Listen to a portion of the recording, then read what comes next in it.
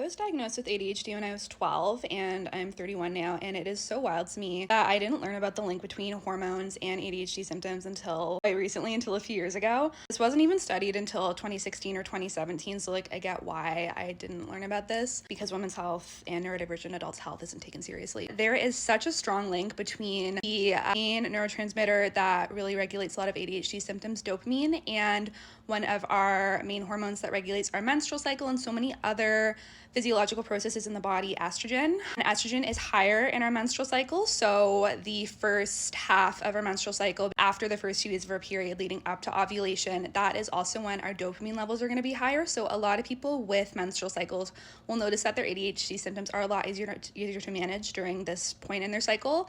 And then as soon as we ovulate, our estrogen levels drop, and then they'll spike a little bit in the second half of our cycle, and then really just fully drop before our periods. That is why a lot of people with ADHD and periods will experience really difficult ADHD symptoms, the worst before their period. Just learning about this, learning that this is a thing, and learning about the menstrual cycle, starting to track your cycle is really the first step to better managing this. He's such a game changer for how you manage your ADHD. I encourage anyone with ADHD and a menstrual cycle to just take some time to learn more about the menstrual cycle.